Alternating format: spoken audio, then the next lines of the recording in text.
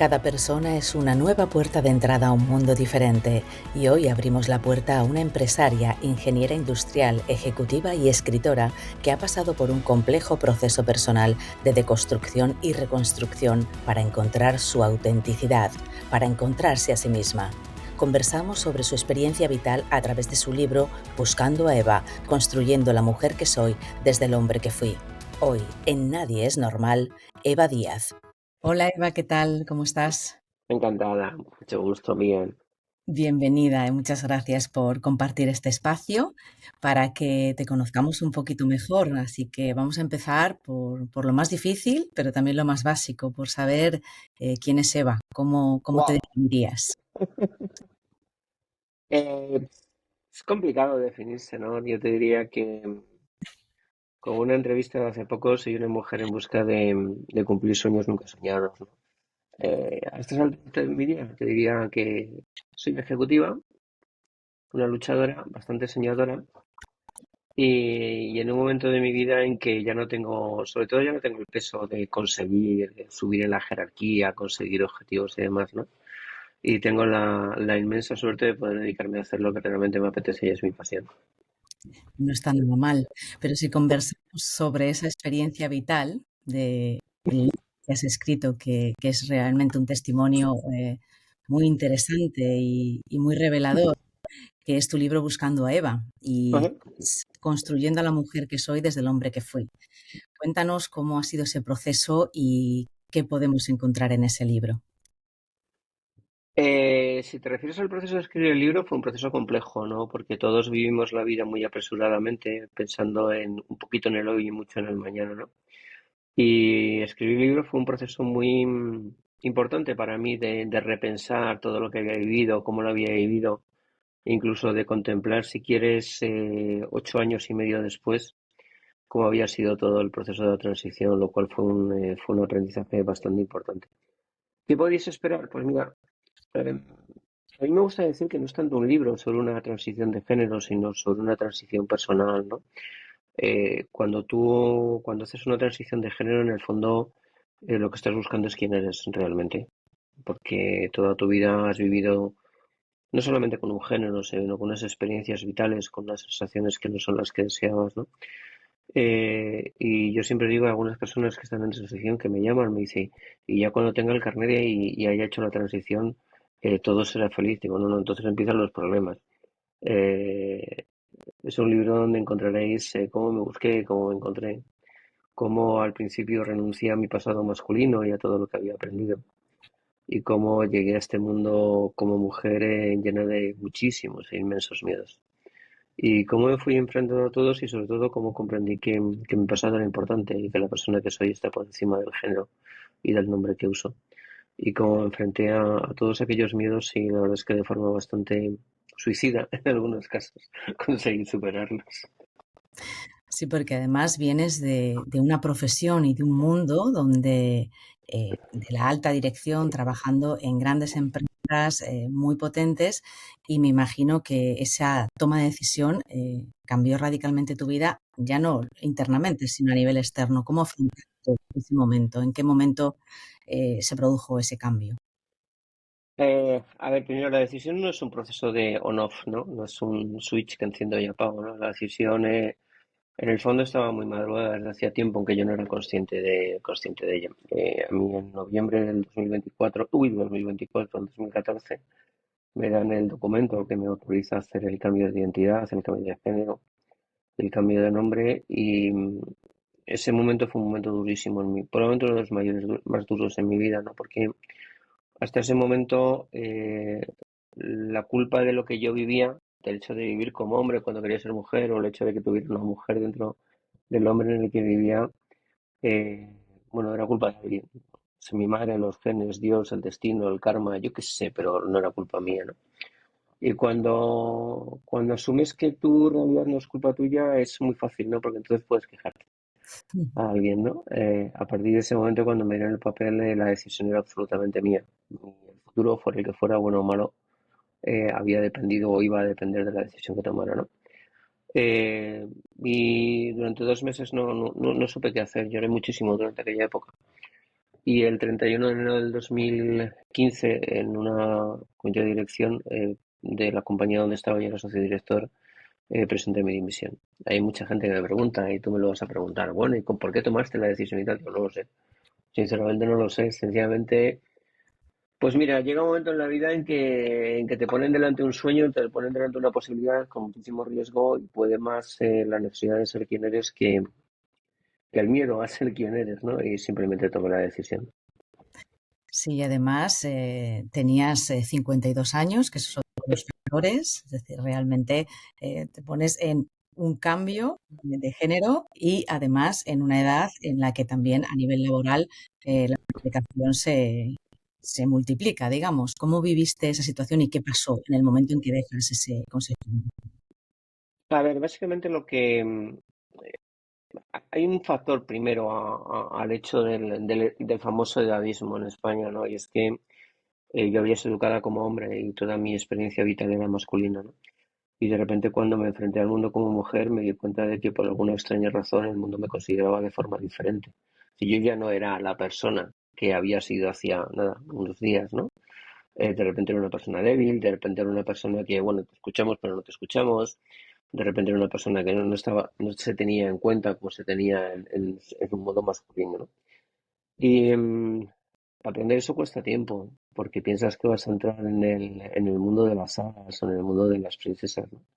Y de repente que te das cuenta de que no has entrado en el mundo de las princesas, sino que has perdido categoría social. Pues un tiempo largo para intentar entender cómo funcionaba el mundo y para intentar entender cómo me iba a enfrentar yo a ese mundo. El tema del trabajo fue duro. Con 52 años, sabes que en este país prácticamente no te contratan, ¿no? Yo además tuve una decisión que luego se fue modificando con el tiempo, que fue renunciar a mis redes, a mi networking anterior. Tampoco es que como hombre tuviera mucho networking. Eva tiene muchísima más capacidad de relación que la que tenía Enrique en su momento, ¿no? Renuncié al networking, tenía 52 años y era mujer, o sea, tenía todo el cóctel para no encontrar nada, ¿no? Fueron 2 años y medio muy duros, muy, muy, muy duros, porque perdí todo, perdí mi casa, perdí la custodia de mis hijos, perdí mi situación económica, no sabía muy bien cómo enfrentarme al mundo ni cómo funcionaba todo, ¿no? Y lo viví, pues, te diría que con un optimismo suicida. Sabía que todo iba a salir bien, aunque no tenía absolutamente ninguna base real para pensar que pudiera salir bien, ¿no? Pero bueno, al final salió bien. ¿Tienes la sensación de que ahora tienes una perspectiva más amplia del mundo? Me refiero porque has vivido digamos, en las dos posiciones opuestas, ¿no? Tú viviste aquella situación como alto directivo entrando en una reunión, ¿cómo entra en una reunión Eva? Hay mucha diferencia, desde vi notar un choque enorme y una sensación de que conoces ambos mundos. Hombre, yo recomendaría a todos que hicierais una transición de género temporal, ¿no? Durante un tiempo, estaría bastante divertido. La verdad es que lo que para mí en mi vida siempre fue un drama, un trauma, no sé, una desgracia divina, con el tiempo se ha convertido en una de mis grandes riquezas a nivel personal y es haber podido vivir los dos mundos y experimentar los dos mundos, ¿no? Y entender realmente, pues desde mi lado femenino, cuál es la realidad de la mujer que estoy viviendo, que llevo ya 10 años viviendo, ¿no? Y cómo yo la vivía y la entendía desde el lado masculino en el pasado, ¿no? Lo cual yo siempre digo que yo soy un híbrido bastante raro, ¿no? Y esto es cierto, hay gente que me dice, joder, oye, es que estás muy masculina. Digo, chico, me tiré 52 años, ¿no? Pues hay veces que me conviene más estar en un lado que en el otro, dependiendo de donde me interese, ¿no? La verdad es que la perspectiva de los géneros es súper rica, es muy enriquecedora porque te das cuenta de las realidades, también de la realidad que vive el hombre, que el hombre no vive en una jaula de oro, o vive en una jaula de oro, precisamente, ¿no? Y el hecho de poder vivir ambas experiencias, de poder sentir el mundo desde ambos lados, a mí personalmente me parece de una riqueza enorme, pero absolutamente impresionante. Me imagino que a nivel empatía, lógicamente tienes un nivel de comprensión de determinadas cosas mucho más amplio. Pero ¿qué es lo que más te ha sorprendido? Algo que te ha chocado especialmente, ¿no? Eh, En la transición, mira, yo creo que lo que más me sorprendió después de la transición fue que la persona que yo era, si quieres, vamos a dejarlo en lo profesional, ¿vale? El profesional que yo era muchísimos años de experiencia. Yo llevo en comité de dirección desde el año 1999, socio director de dos compañías de consultoría, etcétera. De repente, al día siguiente, esa experiencia no valía. No era considerada de la misma forma. De repente había una serie de elementos por mi género que condicionaban toda esa experiencia. Y ni siquiera es que la minusvaloraran, es que no era tenida en cuenta, que hay un matiz importante, ¿no? Ni siquiera es eso, es simplemente, vale, sí, has sido CEO de compañías, pero es que eres mujer, ¿no? De hecho, en mi primera experiencia ya laboral, tuve pequeñas experiencias donde era obvio que había ciertas condicionantes por mi género, ni siquiera por la transición, era por mi género, y hasta que no entré en exacta no tuve la sensación de que realmente me valoraban, ¿no? Entonces, esa sensación de que has sido una persona valorada profesionalmente, bla, bla, de repente todo eso desaparece y dices, perdona si sigo siendo la misma persona, ¿no? Al principio es muy chocante hasta que llegas a una conclusión con bastante rapidez. Lo único que ha cambiado es mi nombre y mi género.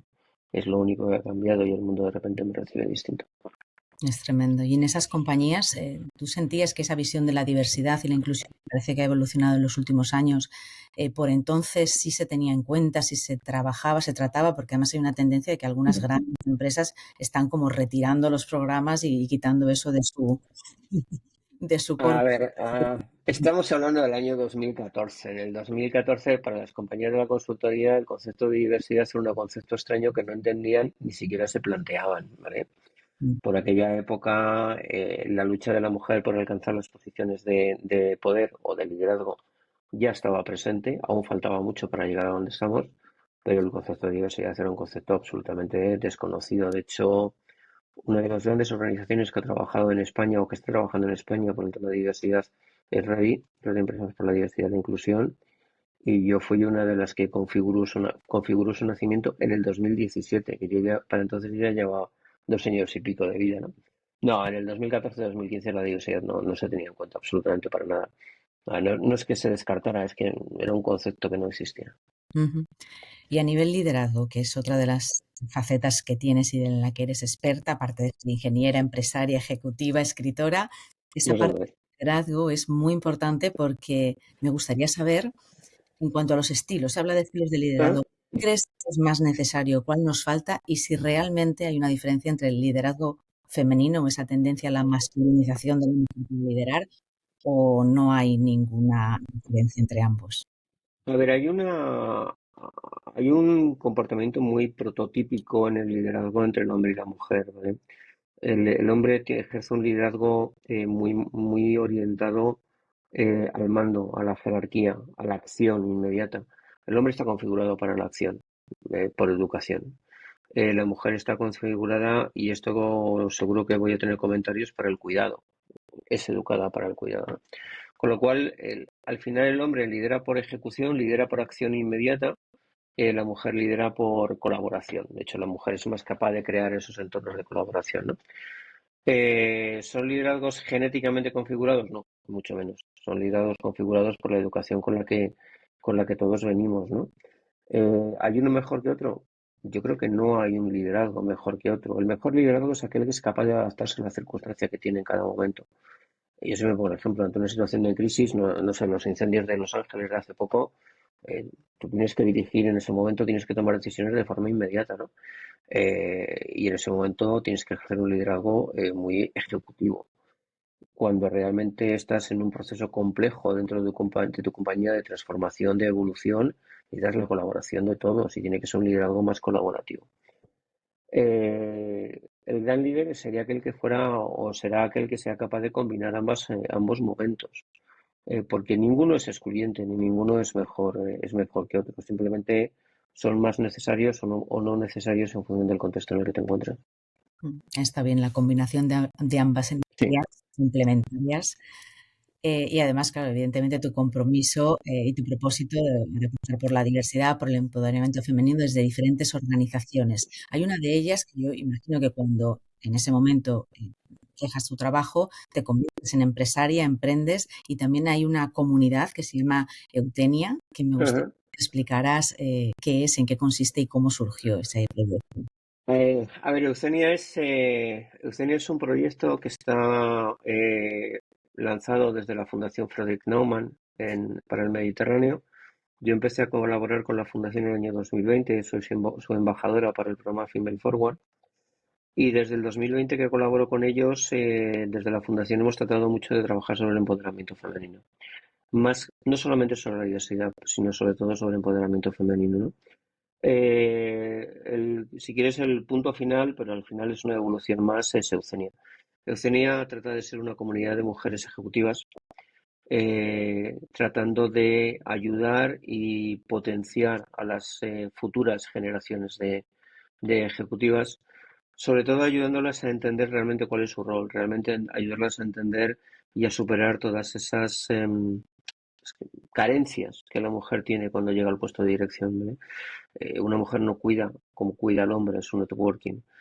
Una mujer tiende a que su trabajo sea perfecto antes de presentarle, lo cual es al final la retrasa en la toma de decisiones, ¿no? El hombre se siente autorizado para tener el poder directamente y confía en su capacidad para tomar el poder. La mujer es al contrario, la mujer no está educada para tomar el poder y tener el poder, con lo cual cuando llega a puestos de dirección, algo que para mí es básico cuando llegas a la dirección, que es aceptarte y quererte, eh, el hombre lo tiene asumido, a veces se quiere demasiado, y de hecho quiere al que realmente no es, pero es otra historia, y la mujer necesita entenderse y quererse para poder trabajar en un comité de dirección, ¿no? Solucenia básicamente era un proyecto donde nos juntábamos o nos juntamos mujeres con mucha capacidad ejecutiva, con muchísima experiencia para trasladar esa experiencia a través de diversas acciones a las futuras generaciones, que son las que tienen que acabar de culminar el proceso. ¿Tú crees que estamos avanzando o retrocediendo? Porque a veces somos todos y todas somos distintos, pero nos ponemos a poner etiquetas y a poner estereotipos y a veces no sabemos si vamos hacia adelante o lo contrario. A ver, esta era la pregunta trampa del podcast, ¿no? Eh, en el tema de igualdad estamos estancadas, absolutamente estancadas. Eh, de hecho, me pillas justamente que pasado mañana sale, espero que pasado mañana, aunque sea va a salir un paper que hemos lanzado desde la Fundación Frederick Naumann, que se titula Mujer y Poder, el último paso hacia la igualdad, ¿no? La igualdad de género está absolutamente estancada ahora mismo, ¿vale? Eh, yo suelo decir mucho que nos sentamos a la mesa, ¿no?, del comité de dirección, pero no tenemos el poder, nos engañamos a nosotros mismos, no lo tenemos. No es real que tengamos el poder, ¿no? Somos un 40% de ejecutivas en España en comités de dirección, pero solo somos el 10% y dependiendo de cómo lo mires, de CEOs, de directores generales. Si tú te vas a estadísticas de McKinsey, que es la única que tiene un informe detallado con un histórico de 10 años sobre la evolución de la cultura, no de las mujeres en el poder, hay datos que asustan. El 10%, en 2024, el 10% de los altos directivos masculinos consideran que la mujer ya no tiene problemas en el desarrollo de su carrera profesional por su género. 90% lo piensa, ¿vale? En el 2014, el 35% de las mujeres pensaban que no iban a tener problemas en su carrera profesional por su género. En el 2024, el 35% ha subido al 36%. ¿Vale? Es decir, el 74% de las mujeres piensan que van a tener problemas. El 10%, solo el 10% de los altos ejecutivos son conscientes de que van a tener problemas. Está cayendo la importancia de la igualdad como elemento estratégico en las empresas. Estoy hablando de Estados Unidos, Ujú. pero en España llegará antes o después. Y algo que ya sucede en España y en las nuevas generaciones, eh, para los nuevos profesionales masculinos, la importancia de la igualdad ha caído 20 puntos porcentuales, del 44 al 24. Para las nuevas mujeres profesionales ha subido del 65 al 78. Vivimos una falacia, el pinkwashing existe. El pinkwashing no solamente es que existe, es que es muy real y está muy presente, ¿no? Y no estamos siendo capaces de trasladar a un cambio de cultura real todas las acciones que estamos poniendo en marcha. Y yo siempre digo lo mismo, cuando tú quieres, la cultura se cambia por los hábitos, por lo que tú ves, ¿vale? Cuando tú vas a educar a tu niño, tú al niño le puedes decir, no, no, mi mamá y papá son iguales. Y luego papá pega a mamá, pues el niño aprende que papá pega a mamá. Pues en las compañías es lo mismo. Si al final lo que tenemos son líderes masculinos con comportamiento de patriarcado, podemos estar contando lo que nos dé la gana. La cultura no va a cambiar absolutamente para nada por mucha formación en sesgo que hagamos. Y esa es nuestra responsabilidad como mujeres y como ejecutivas, tomar ese poder y llegar a esa posición de CEO. Porque solo desde ahí realmente podemos cambiar la cultura. Equilibrar la balanza. Lamentablemente estamos en una situación de riesgo, ¿eh? O sea, estamos estancadas y tenemos una alta probabilidad de involucionar. Sí, sí, ahora Siento ser negativa, pero un poco pinkwashing, parece como que todo está bien, ya no hace falta y el proceso se invierte. Entonces, aquí a mí me parece muy importante la parte de comunicación y de visibilidad porque para cambiar hábitos y actitudes hay que presentar modelos diferentes. ujú, correcto. Yo no sé si en tu caso, seguramente otros y otras sí te consideramos referente, pero a lo mejor tú a ti misma no, pero es importante esos role models, ¿no? Esa visibilidad de decir, bueno, hay alguien ahí que está en una posición y me puedo reflejar y me puedo ver en esa. La visibilidad de las mujeres con altos cargos ejecutivos en este país, en la sociedad en general, es lamentablemente nula. ¿Eh? Todos conocemos a influencers, todos conocemos a modelos, todos conocemos a actrices, todos conocemos a presentadoras, pero nadie conoce a Mercedes Blanca, que es la directora general de Accenture para para España y el Mediterráneo. Nadie conoce a Laura Ross, que es la directora general europea de Volkswagen. Nadie conoce a tantas ejecutivas en altísimas posiciones y lo que han vivido y cómo lo han contado y cómo han llegado allí, ¿no?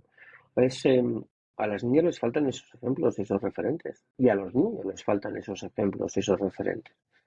Y no estamos siendo capaces o no estamos sabiendo poner esas experiencias y esas vivencias al servicio de las nuevas generaciones. Para que realmente, como tú dices, sirvan de role model. Porque al final el mensaje es muy sencillo. Si Mercedes ha podido, si Laura ha podido, si Lola ha podido en Loewe, yo también puedo. Si yo no lo veo y al final lo único que me queda es el mensaje de una influencer, de una actriz, pues al final quiero ser influencer, ¿no? Eh, tenemos que buscar el método de poder hacer llegar sus voces y que estén presentes. Mm. Porque si no, los modelos no llegan. No eliges lo que no conoces, pero Nunca. no sé si será, no sé cómo lo ves tú, un problema nuestro, personal, ¿no? De esas grandes mujeres que mencionas y otras muchas, que no nos gusta salir, que no nos gusta mostrarnos, que queremos ser perfil bajo, o es un tema de agenda, digamos, informativa, no hay un hueco en los medios, no en los contenidos. Yo te diría que es una mezcla de ambas razones, ¿no? El líder masculino, y esto lo digo por experiencia propia de unos cuantos años, tiende más a visibilizarse y a ponerse la pegatina y la chapa, mira lo que he conseguido, soy CEO, soy no sé qué, ¿no? La mujer se concentra mucho en el doer, en la actividad, en realmente hacer lo que tiene que hacer y se olvida o no se promociona tanto a nivel personal, ¿vale? Y eso es un defecto nuestro, de nosotras. Tenemos que comunicarnos, tenemos que hacernos visibles, tenemos que enseñarnos y tenemos que mostrarnos lo que estamos haciendo, ¿no? Pero tampoco, aunque lo quisiéramos, tampoco hay una plataforma donde poder contarlo. Tampoco hay un sitio donde poder llegar. De hecho, en Eugenia uno de los temas que estamos planteando es cómo desarrollamos plataformas para que la experiencia de todas estas mujeres esté disponible en las escuelas, en las universidades, en los medios, etcétera, ¿no? Ahora mismo no hay plataformas estructurales para poder contarlo. No, no, no llega a ninguna. Tenemos el tema de las top 100 mujeres líderes que Ujú. lanzó y que puso en marcha Mercedes Bullich, pero es un acto puntual de un momento, ¿no? No sé, yo tengo una hija, mi hija no tiene un referente de una mujer ejecutiva. No, no, nunca ha visto, bueno, me ha visto a mí, bueno, me ha visto una cosa muy rara, ¿no? Pero me ha visto a mí, pero no ha visto nada más, ¿no? Entonces, tenemos que buscarlo, tenemos que encontrar la forma y la responsabilidad es nuestra, de las mujeres, de las que ya estamos, es nuestra responsabilidad organizarnos y ver cómo canalizamos esos mensajes, ¿no? Porque además las organizaciones que existen y además ahora hay muchos sectoriales, Woman Legal, Woman Retail, Woman en todo, eh, y me vais a perdonar todas, pero somos muy endogámicas. Eso te iba a decir, vamos al Nos, mismo reo- sentido. nos reunimos, nos juntamos, comemos, nos felicitamos de lo bonitas, las bellas, las inteligentes y todo lo que hemos conseguido, pero es que no se trata de que yo me felicite a mí, se trata de que lleguen a las niñas, de que lleguen a las chicas que están en las universidades, ¿no? Entonces, salvo algún par de organizaciones, el resto no está trabajando realmente en esa visibilidad. Ujú. O sea, que tenemos ahí esa asignatura pendiente para Sí. contra, que esto también pasa a veces, ¿no? Hay un temita que sí me gustaría, otro de los desafíos también en el mercado laboral, que es el colectivo trans, donde el tema del desempleo y del acceso a un puesto de trabajo también es una de las grandes complicaciones. En ese, digamos, en esto también te has involucrado o toman como referente o tienes alguna implicación en alguna organización. A ver, ese tema es, espera, es que me estaba entrando una llamada y la quiero colgar. Em, por parte sobre eso, ¿vale? El colectivo trans creo que tiene un 80% de paro, un 70% de paro, no sé el porcentaje exacto, Mm, pero ahí está, ¿vale? Analizar el colectivo trans como un bloque homogéneo no tiene ningún sentido. Tenemos o hay muchísimas mujeres transicionadas que vienen del extranjero, sobre todo de la TAM, y encuentran en España un entorno más favorable a poder desarrollar su vida que en los países latinoamericanos. Pero vienen como vienen muchísimos inmigrantes, ¿no? Ya vienen sin estudios o vienen con unos estudios que luego aquí no pueden ejercer, y eso es un porcentaje muy elevado. Luego hay un porcentaje muy elevado de personas que han transicionado ya en años, en edad relativamente avanzada, y se excluyen de la sociedad. La vivencia de los primeros años de una transición es muy dura, ¿no? Y muchas de ellas han sido excluidas o bien porque su familia les ha excluido, porque ya se han autoexcluido porque no encontraban el sitio. Y ya sabes que en este mundo en el que vivimos ahora, cuando no tienes formación vas directamente al paro, ¿no?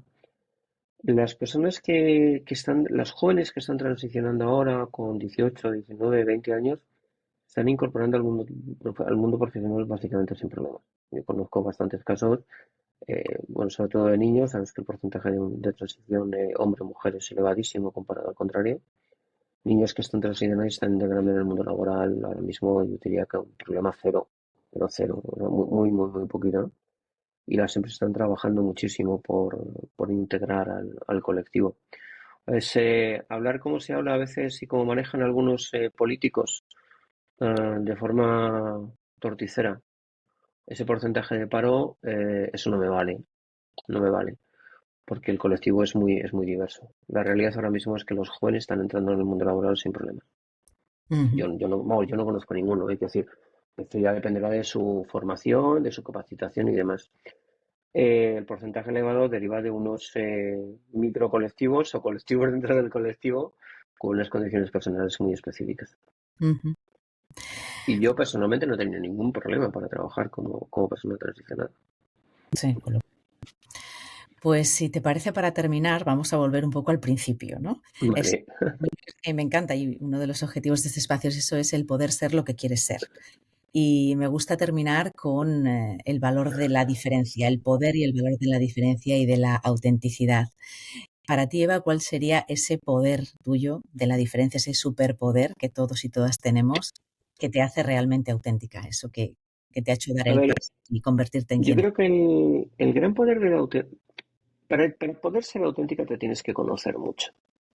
Eso implica un proceso de aprenderte, de conocerte y sobre todo aceptarte como eres. Parece que cuando habla de alguna persona auténtica es como si fuera prácticamente Superman o Superwoman, ¿no? Las personas auténticas simplemente saben exactamente qué son lo que quieren y qué es lo que no saben y qué es lo que no pueden hacer, ¿no? Eh, y el gran poder de la autenticidad, yo siempre lo he dicho, y es que cuando tú sabes lo que eres y lo que quieres, tienes una herramienta poderosísima en esta sociedad, que es decir no a lo que no te da la gana. Y cuando tienes el poder de decir no a lo que no te da la gana, de repente tienes un poder muy, muy fuerte sobre el resto, sobre las personas que te acercan o sobre las empresas, ¿no? Porque las personas tóxicas, mira, hace 2 días hablaba con un amigo sobre el tema en una cena y ambos coincidíamos, cuando tienes esa capacidad y esa fuerza que se transmite desde el poder de saber que yo sé decir que no a lo que no me interesa, las personas tóxicas no es que las eches, es que ya directamente ni se acercan, ¿no? Y sobre todo la autenticidad te da el poder de buscar realmente cuál es tu sueño, qué es lo que quieres. Y cuando te pones en modo perseguir sueños, el poder de la persona es brutal, absolutamente brutal. Si yo sé qué decir no a lo que no quiero y sé qué es lo que quiero y lo persigo, eh, Yo te diría que la felicidad interna la tienes asegurada prácticamente, ¿no? Luego la vida es muy dura, ¿no? Y cada día trae su aquel que decía mi madre. Mm. Pero la gran fuerza de la autenticidad es poder configurar tu camino sin culpabilidades, sin miedos y sabiendo no renunciar, que no es lo mismo, sino decir que no a lo que no quieres. Me parece poderosísimo lo que acabas de decir. Así que muchísimas gracias, A Eva, ti por eso. compartir y por, ¿no? Darnos todas estas ideas y estas claves que me parecen súper interesantes y que hay que ponerlas en valor. Así que te agradezco mucho tu tiempo. A ti. A ti, mil gracias. Nos vemos. Cuidaros. Buscando a Eva descubrió, entre otras muchas cosas, que vivimos en una sociedad a la que cuando le hablas desde el corazón es capaz de comprender, empatizar y apoyar. La comunicación y la visibilidad son esenciales para tratar de eliminar o al menos reducir los estereotipos y las etiquetas, pero sobre todo para no retroceder en lo que ya hemos avanzado, porque aún queda mucho por hacer para acercarnos a un mundo realmente de igualdad, de respeto y de libertad.